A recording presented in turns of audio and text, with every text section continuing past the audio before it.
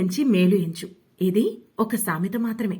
కానీ మనం ప్రతి విషయంలో ఇప్పటికీ ఈ సామెత ఫాలో అవుతూనే ఉంటాం. కానీ ఒక నెగిటివ్ ఆలోచన 5 పాజిటివ్ ఆలోచనలు తొక్కేస్తుందని మీకు తెలుసా? అయితే ఈ నెగిటివ్ థింకింగ్ ఇప్పుడే మొదలైంది కాదు. మరి ఎక్కడ మొదలైంది? మరి దీని నుంచి ఎలా బయటపడాలి అనుకుంటున్నారా? తెలియాలంటే ఈ వీడియోను స్కిప్ చేయకుండా చూడండి. నెగిటివ్ థింకింగ్ అనేది ఆది మానవుల కాలంలోనే స్టార్ట్ అయింది. అప్పుడు అందరూ అడవిలోనే ఉండేవారు కాబట్టి ఎటువైపు నుంచి ఏ జంతువు వస్తాయో అనే భయంతో ఆ నెగిటివ్ ఆలోచనలతోనే ఉండేవాళ్ళు.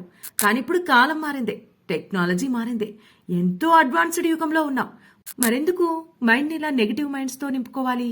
కాబట్టి పాజిటివ్ గా ఆలోచించండి.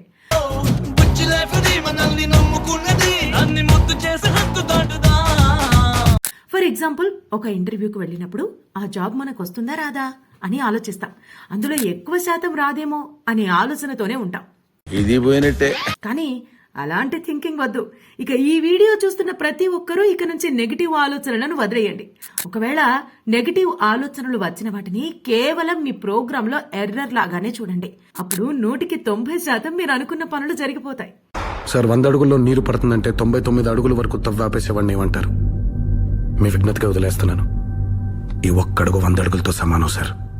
తవ్వి చూడండి. ఇలాంటి మరెన్నో ఇంట్రెస్టింగ్ వీడియోస్ కోసం మా ఛానల్లో సబ్స్క్రైబ్ చేసుకోండి.